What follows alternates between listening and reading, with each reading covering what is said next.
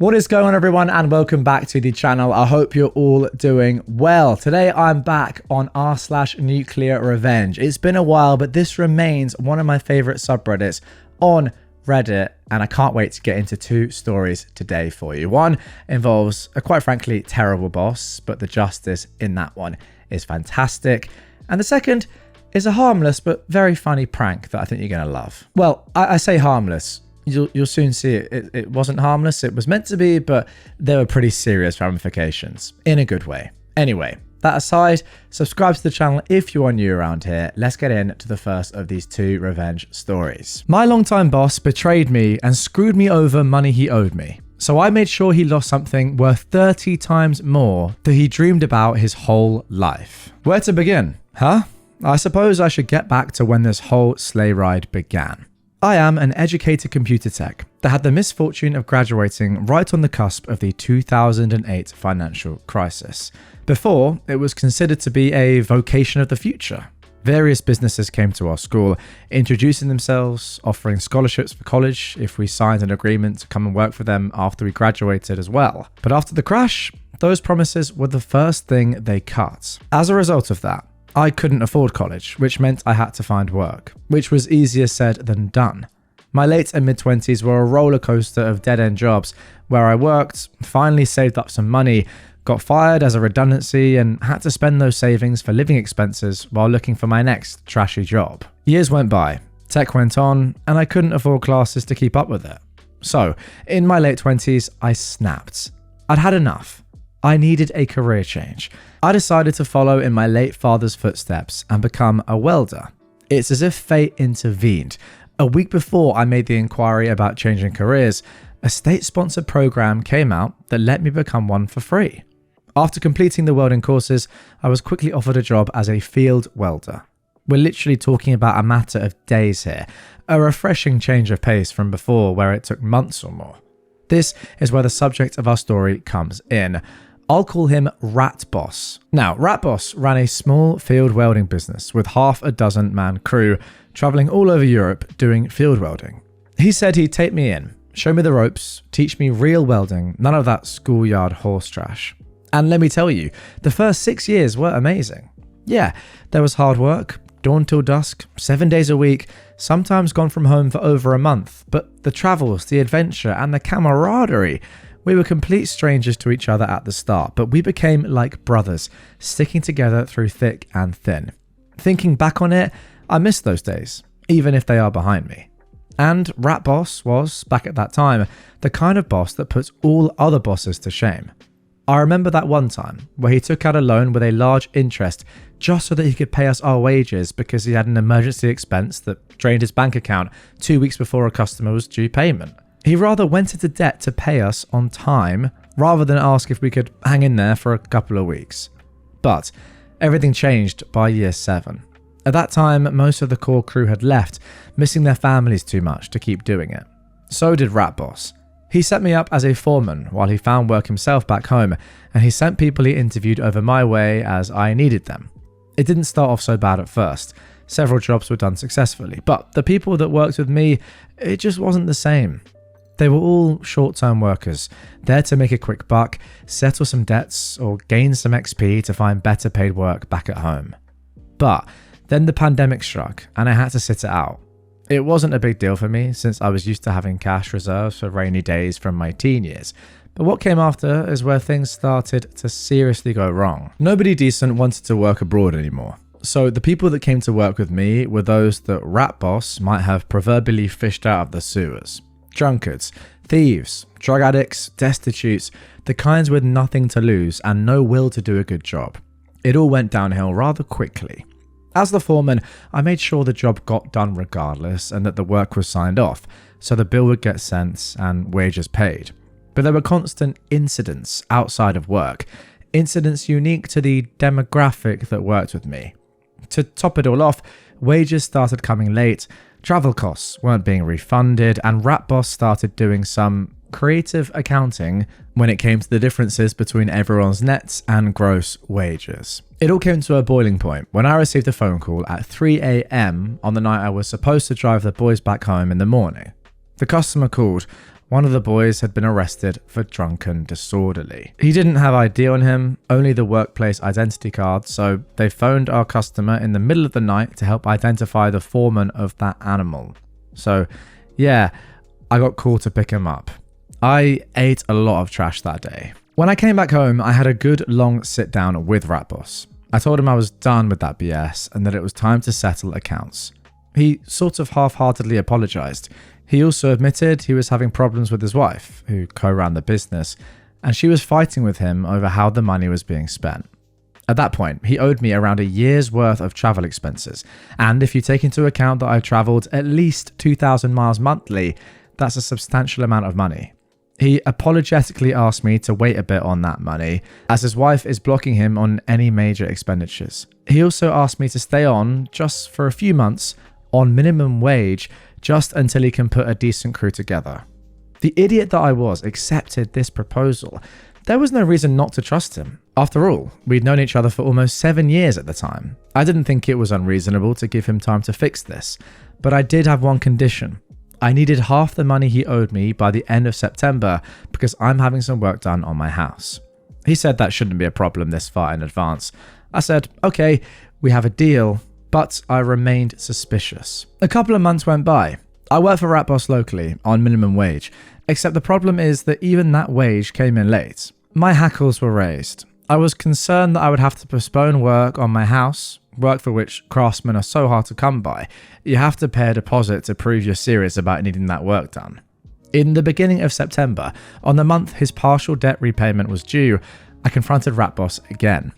He assured me that paying half what he owed me for travel costs wouldn't be a problem, and that he's got the cash ready. As we parted way and I went for home, he gave me the fakest smile I've ever seen in my life. I stared him down. I gave him this kind of look that even an idiot would recognize as having "I'm not fooling around anymore" written all over it.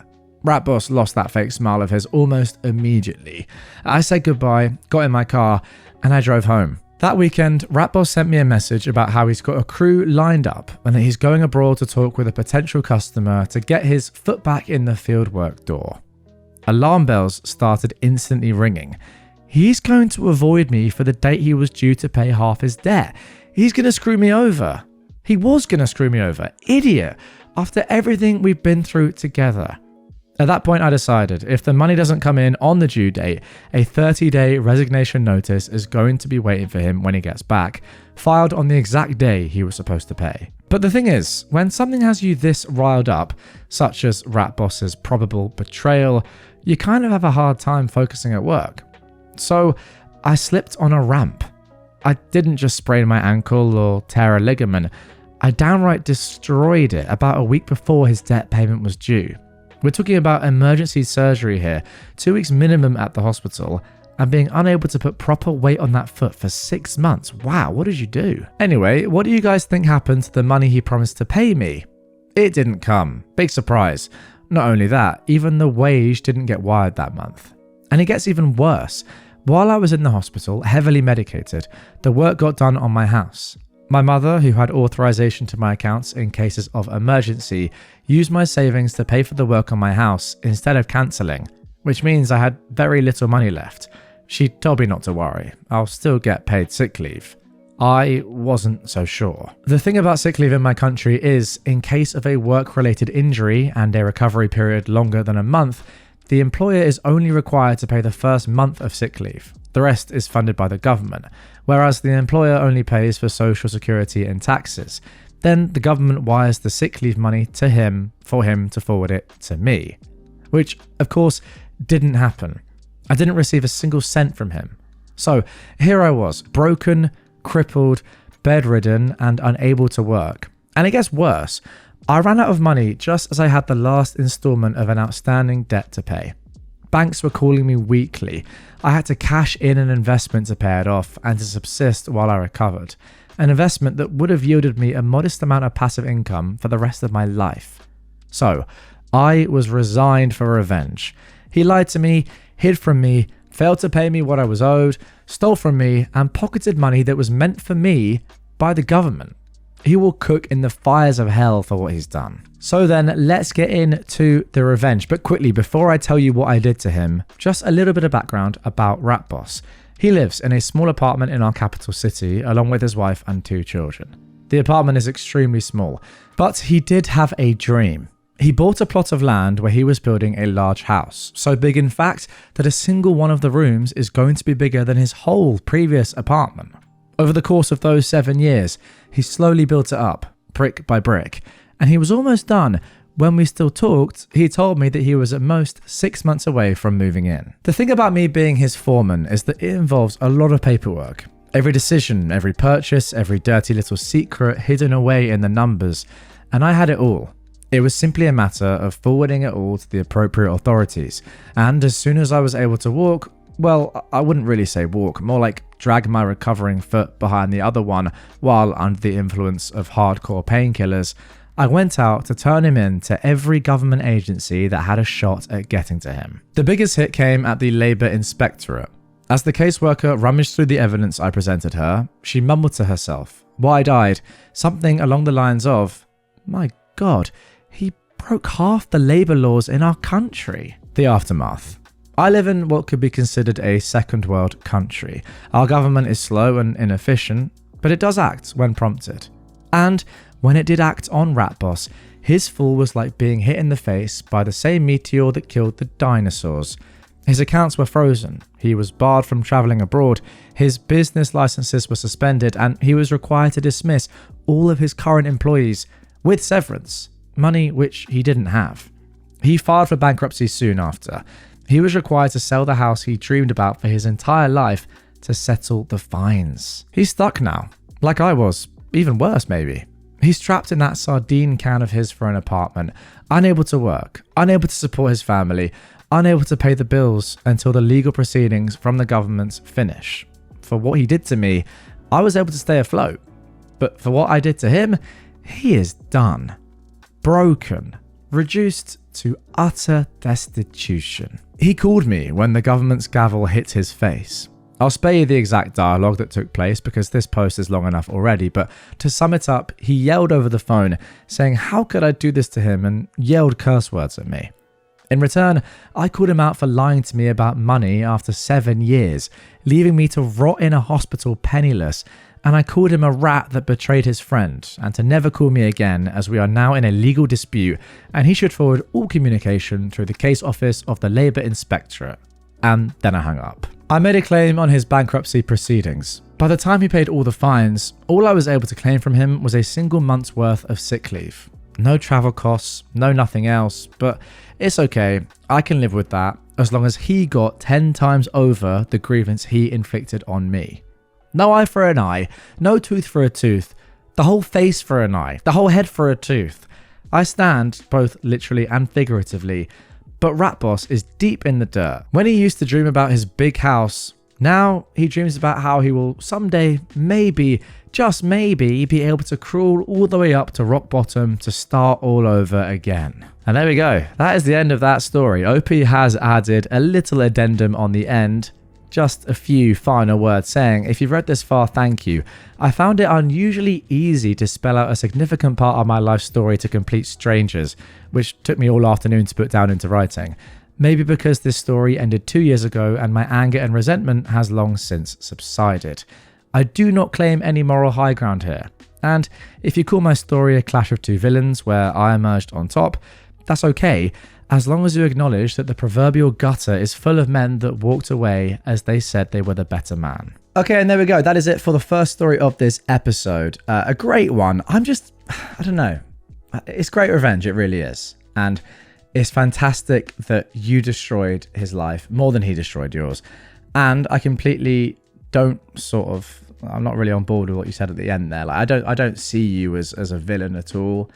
And I sort of, I get what you're saying. Like an eye for an eye is one thing. How about a face for an eye? Like this guy did you so badly. Let's get him back 10-fold, 30-fold. I completely get that. It's just a shame, in my opinion, that you didn't get all your money you were owed. Like, I can't imagine the stress of having that physical pain, being in hospital, but then also like the mental turmoil of thinking, I don't know where I'm going to get any money from. I can't even afford to be in this hospital right now.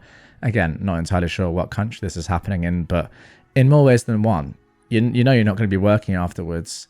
And if you're not going to be getting sick pay or any sort of like payout or insurance or anything, then yeah, you are totally screwed. So I think what you did was you're well within your rights to do it. But OP does say below, he's doing all right. You know, he's got a house, a car, and no debt. Same can't really be said for Rat Boss. All right, now moving into our second story of this episode. Classmate got pranked by fake letter after screwing us over. This is a very old revenge from when I was a teenager in the 90s. There were only a few PC gamers around at the time, and without internet, it was hard to get hold of new games. Me and a friend bought games from abroad via airmail because local stores didn't sell many, but these weren't cheap. We'd trade them with each other and would copy the copy protection, which was often included, so this made it semi-affordable for us. A new kid joined our class, however, and his uncle had tons and tons of games that we didn't have. We offered to trade games with him and gave him our original copies for him to copy, and in return we got corrupted floppies. Yes, this was the 90s. Missing copy protection, etc.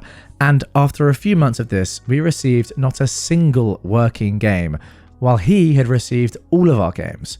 The Settlers, Doom 2, Monkey Island games, etc. Wow, those are some throwback titles.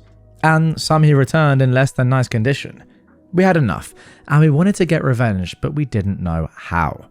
Now, the 90s were known for the many AIDS campaigns after Freddie Mercury died of AIDS in 1991. I was a huge fan of Queen, and this new friend would often mock me for liking a gay singer. He came from a very conservative family, and his mother was quite Catholic, and this is what gave us an idea when we had to attend an AIDS event organised by a certain foundation with our class. At the end, we were given flyers about AIDS, homosexuality, etc., and free condoms with the logo of the AIDS Foundation were up for grabs. We each grabbed a few for reasons you'll soon see below. Me and my friend were one of the very few with a computer and inkjet printer at home, so we got this idea to screw this guy over. We created a fake letter addressed to our friend, pretending we were the AIDS Foundation, copying the logo and everything to make it look as authentic as possible. It went something like this. Dear first name, thank you for your letter. We understand it's difficult being open about being homosexual, and you have many questions after the event you attended with your class. Please find enclosed a flyer which should answer many of your questions, as well as some condoms. Please practice safe sex at all times. We enclosed all the flyers we gotten at the event, as well as the condoms, and mailed it to Mr. Last Name to guarantee that his father would open the letter first. We had no idea the trash storm this would create. We knew with him being homophobic this would be great revenge, but apparently his mother had been in tears, screaming. His father angry, and he was grounded for weeks with his parents convinced he was gay. In the end, he figured we had something to do with it because we'd been carefully fishing to see if our prank had succeeded. But at first, he thought the letter was authentic, and we had contacted the foundation in his name. When we finally confessed we'd faked it all, we had a nice trip to the principal to explain why we'd done this with his parents present. Oh god. It's still the best revenge I ever took in my life, even though it was 30 years ago. I mean, that is truly phenomenal. I think it's just a big shame though that you got caught. Although I put myself in your guys' situations, and I think I also would have been caught. I don't think I'm sort of, I don't know the word, humble enough, maybe, to never say anything, never fish for information. Like, I can imagine this kid walking into school. You can tell, look on his face, he's not happy. Would you just have a little word and say, well, I know I would. I'd be like, hey man, everything all right? What's going on? He might say, he might not. I might just then say, well, you know, how are your parents doing? You know, got any letters in the post recently? Something like that. I just feel like I would, I don't know, when I would think of something as clever as this and put the work in like you guys did, I would sort of want the other person to know it's me. However, that clearly wasn't the smartest thing to do, because then you had to sit in a meeting with the principal and his parents. I mean, that is brutal. Although, to be fair, you didn't really do anything wrong. Well, maybe you did, but you know, it's not that bad. They can't exactly expel you for writing a letter, can they? Acting as somebody else. I don't know. Hopefully a principal was a good good person and thought it was really funny, because it was. Anyway, guys, that is going to do it for this one. Really hope you enjoyed these 2 revenge stories. If you did, drop me a comment down below letting me know if you want to see more revenge. It's probably, I would say, close to my favorite sort of style of story that I narrate on this channel, so I'm always keen for doing more. Let me know in the comments down below. If you want to see more right away, check out this episode on screen, and I'll catch you on the next episode.